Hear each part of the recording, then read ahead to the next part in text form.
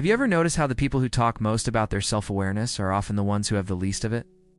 There's something strange about true self-awareness. It doesn't announce itself, doesn't parade around in affirmations and vision boards. In fact, the more genuinely self-aware you become, the quieter you often get about it. Here, said the paradox. The moment you think you've figured yourself out completely is usually the moment you've stopped paying attention. Real self-awareness isn't a destination you arrive at with a triumphant Instagram post. It's a practice. It's a discipline.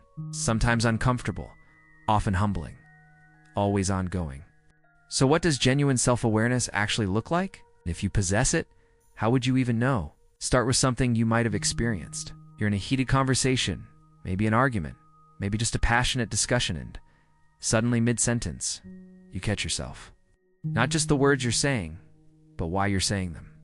You notice the defensiveness creeping into your voice. You feel the tightness in your chest that has nothing to do with the topic at hand, and everything to do with something from your past. And here's what separates you from most people. You pause. You actually stop talking. Create space between stimulus and response, between feeling and reaction. Most people don't do this. Most people ride the wave of their emotions all the way to the shore, never questioning whether they're even in the right ocean. But you step back. You observe yourself as if you're watching a character in a movie, and you think, interesting. Why am I really upset right now? This is metacognition in action, thinking about your thinking. And it's rarer than you'd imagine. Here's another sign, and this one's subtle. You've started noticing your patterns before other people point them out. You don't need your partner to tell you that you shut down when you feel criticized.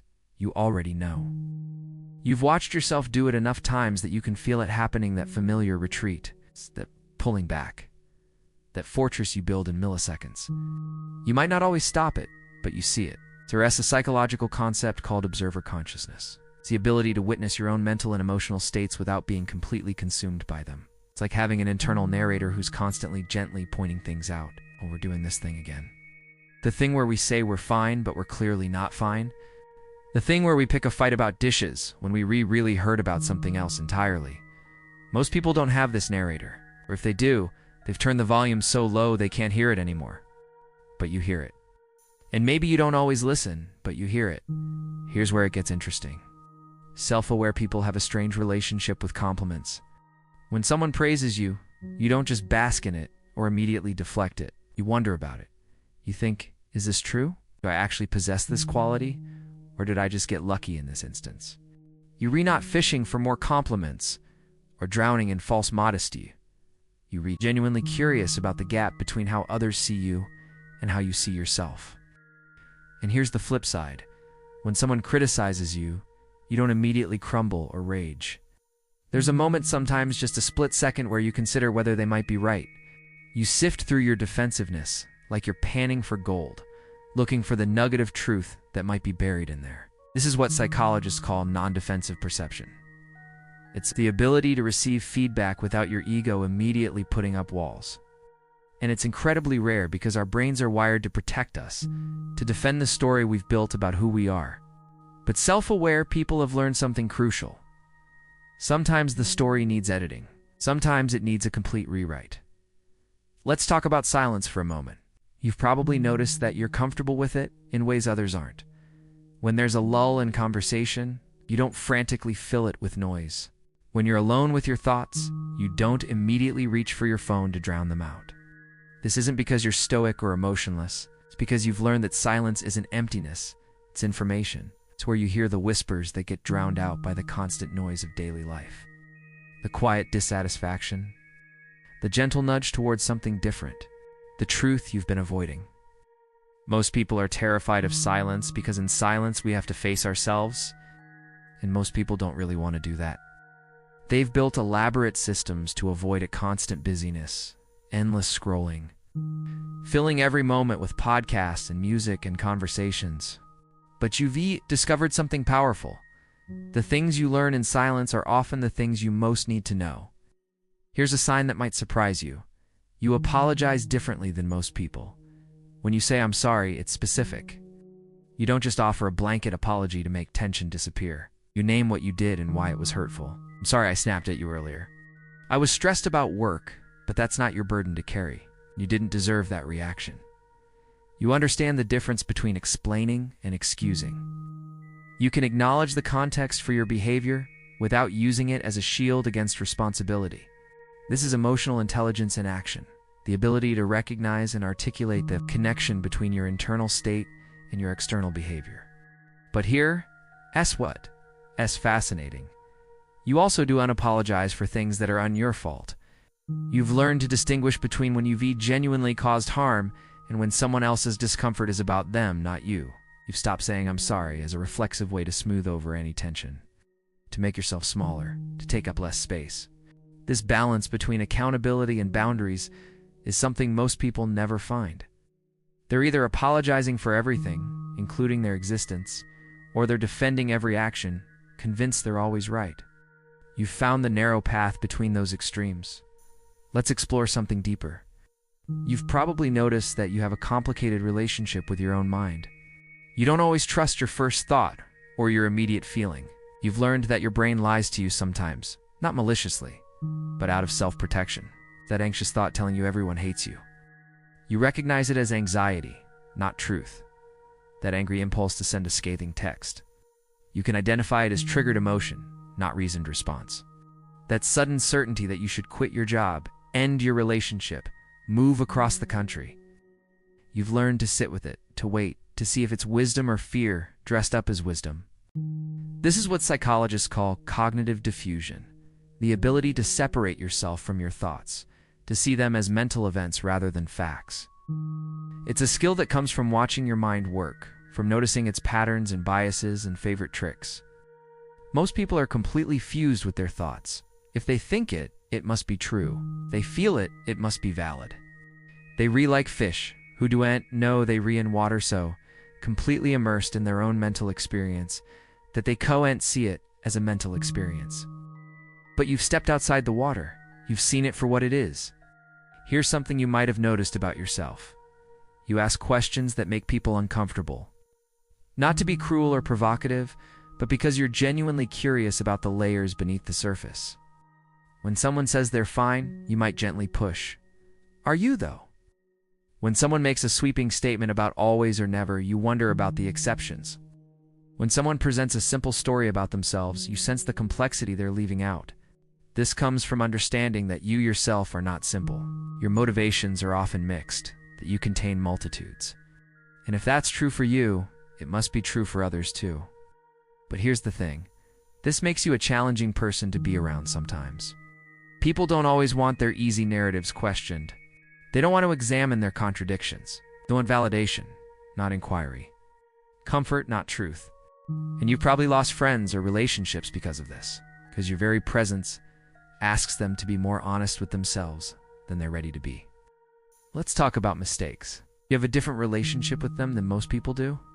When you mess up, and you do, because being self-aware doesn't make you perfect, you do, and spend weeks in shame spirals or rush to justify and defend. You have this strange ability to zoom out, to see the mistake in context, to learn from it without letting it define you. You can hold two truths simultaneously. I did something harmful, and I am not a terrible person. Most people collapse one into the other. Either they can't acknowledge wrongdoing because it would shatter their self-concept, or they take one mistake as evidence of their fundamental badness. You've learned something crucial. You are not your worst moment. But you're also not exempt from accountability because of your good intentions. This comes from years of watching yourself make mistakes, of building a relationship with your own fallibility. You've collected evidence that you can survive being wrong, that you can grow from failure, that making a mistake doesn't mean you have to burn your whole life down or defend the indefensible. Here's where it gets complex. You've probably noticed that increased self-awareness doesn't always make you happier. In fact, sometimes it makes things harder. Can't unsee the patterns once you've spotted them. Can't pretend you don't know why you're doing something when you clearly do. You can't enjoy certain defenses and coping mechanisms with the same innocence you once did. When you zone out on your phone for hours, you know you're avoiding something. When you pick fights with people close to you, you recognize the fear of intimacy underneath. When you self-sabotage, you can trace it back to the belief you don't deserve success. And knowing all of this doesn't make it stop. That's the frustrating part. You can be fully aware of why you're doing something destructive and still do it. Self-awareness is not the same as self-control. But here's what it does give you. Choice. Maybe not immediate, easy choice, but eventual choice. Once you see the pattern clearly enough, once you understand the mechanism, you create the possibility of doing something different. Not today, maybe. Not even next week. But eventually, you're playing a long game with yourself. Let's explore relationships for a moment. You've probably noticed that you think about your role in relationship dynamics in ways others don't. When there's conflict, you don't just focus on what the other person did wrong. You also examine your contribution not to blame yourself, but to understand the full picture. You recognize your triggers. You notice how your attachment style shows up. See how your past bleeds into your present. You understand that you're not just reacting to what's happening now. You're reacting to every time something like this has happened before. You're bringing your whole history into every interaction, and so is everyone else. This is what psychologists call earned secure attachment. When you've done enough work on yourself that you can show up differently than your early experiences might have wired you to, you've learned to notice when you're being pulled into old patterns, and sometimes to resist that pull. Most people are running programs installed in childhood, completely unaware that they're following a script written decades ago. They think they're making conscious choices, but they're actually just replaying old scenes with new actors. You've at least seen the script. And once you see it, you can start to improvise. Here's something subtle. You've noticed that you have different selves for different contexts. And this doesn't bother you the way it might bother others. You're one person with your parents, another with your partner, another with colleagues, another when you're alone. And instead of feeling like this makes you fake or inconsistent, you understand it as natural. Healthy even. You're not a fixed thing. You're a dynamic process, constantly adapting to your environment. Responding to different people, allowing different aspects of yourself to come forward in different situations. This is psychological flexibility, the ability to shift between different ways of being depending on what the situation calls for. It's not about being inauthentic. It's about being complete, about allowing all of your complexity to exist instead of forcing yourself into one rigid identity. Most people are either desperately trying to be the same in every context, which feels exhausting and false, or they reconvince their multiple selves mean they do unknow who they really are. You've made peace with the multiplicity. You understand that you are all of these selves. The contradiction is the truth. Let's talk about growth for a moment. You have a strange relationship with your past self. You can look back at who you were 5 years ago, even 1 year ago, and feel both compassion and distance. You recognize that person as you, but you also see how much you've changed.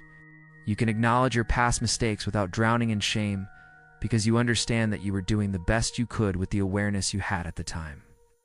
This is what psychologists call self-continuity, the ability to see yourself as the same person across time while also recognizing change and growth.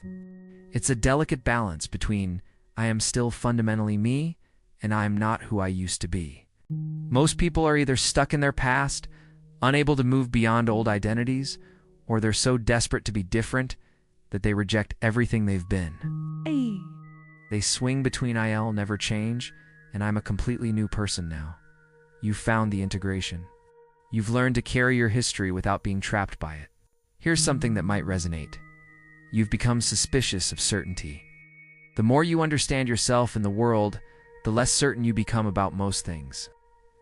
You hold your beliefs a little more loosely, you add maybe, and it seems like, and from what I understand to your statements, you're more comfortable saying I don't know than you used to be. This isn't weakness or indecision, it's intellectual humility. It's the recognition that reality is complex. You're viewing it from one limited perspective, that you might be wrong, ironically. This makes you more worth listening to than people who speak with absolute conviction, because you've done the work to earn your uncertainty. You've looked deeply enough to see the nuance, the contradictions, the exceptions to every rule. Most people mistake confidence for competence, certainty for wisdom. They want simple answers delivered with unwavering conviction. You've learned that the wisest words are often spoken with hesitation. Let's explore something uncomfortable. You've probably noticed that you sometimes feel lonely in ways that have nothing to do with being alone. You can be in a room full of people and feel isolated because no one is having the kind of conversation you're having with yourself. You notice the surface-level interactions, the avoiding, the performing, the ways people present curated versions of themselves, and call it connection. and you want to shake them and say, "Can we talk about real things? Can we acknowledge the messy, complicated truth of being human? Can we stop pretending everything is fine when it's clearly not?" But you've also learned that you can't force people into self-awareness, that your discomfort with superficiality doesn't obligate anyone to go deeper, that sometimes people are exactly where they need to be, even if it feels frustrating to you. This is the loneliness of self-awareness, the gap between how deeply you are willing to look and how deeply others around you are willing to look. It's the price of admission. It's also the reason that when you do find your people, the ones who also live in the depths, the connection feels like coming home. Here's something you've probably experienced. You've become more comfortable with paradoxes. You can hold opposing truths in your mind without needing to resolve them. You can be both confident and insecure, brave and afraid, generous and selfish, loving and angry, all at the same time. You've stopped trying to flatten yourself into one coherent story. You've embraced the contradictions because you've realized that contradiction is the most honest thing about being human. Most people need their self-concept to be simple and consistent. They're either good or bad, strong or weak, together or falling apart. The ambiguity is too uncomfortable, so they pick a narrative and defend it against all evidence to the contrary. But you've learned to live in the tension, to be large, to contain multitudes, as Whitman said, to understand that you can be a work in progress and also enough simultaneously. Let's talk about what this all means. Because here's the truth. If you recognize yourself in these signs, you're doing something most people never do. You're looking. Really looking. At yourself, at your patterns, at the gap between who you think you are and who you actually are in your unguarded moments. And this looking, this honest, unflinching self-examination is an act of courage, because it would be so much easier not to. It would be easier to coast on autopilot, to never question your impulses, to blame others for everything that goes wrong, to maintain comfortable delusions about yourself. But you've chosen the harder path. The path of actually knowing yourself in all your complexity and contradiction. The path of taking responsibility for your inner life. It's the path of growth, even when growth is uncomfortable. And maybe nobody gives you credit for this. Maybe there's no award ceremony for self-awareness, no medal for doing your inner work. Maybe the people around you don't even notice, because this work is mostly invisible. But it matters. It matters because every time you catch yourself in a pattern and choose differently, you change your trajectory. Every time you apologize with specificity and accountability, you model something better. Every time you create space between stimulus and response, you exercise the muscle that makes us most human, the ability to choose. You're not perfect. Self-awareness doesn't make you perfect. But you're conscious. You're trying. You're willing to be uncomfortable in service of growth. And in a world full of people who are desperately avoiding themselves, who are running from their shadows, who are defending their egos at all costs, that's revolutionary. So here's what I want you to know. Your self-awareness is not a burden to overcome. It's not making you overthink or analyze too much. It's not a flaw. It's a gift. Sometimes an uncomfortable gift, granted. Sometimes a gift that makes you the weird one at the party, the one asking questions nobody else wants to explore. But it's the gift that allows you to grow, to change, to become more yourself instead of less, to build relationships based on truth instead of illusion, to make choices aligned with your values instead of your conditioning. And maybe the real sign you re more self-aware than most people is untending of the specific things we've talked about. Maybe it's this. You're still trying to understand yourself. You haven't decided you're done, that you've figured it all out, that there's nothing left to discover. You're still curious, still learning, still growing. And that willingness to remain a student of your own experience might be the rarest quality of all. The work continues. The looking continues. The growing continues. And you're doing just fine.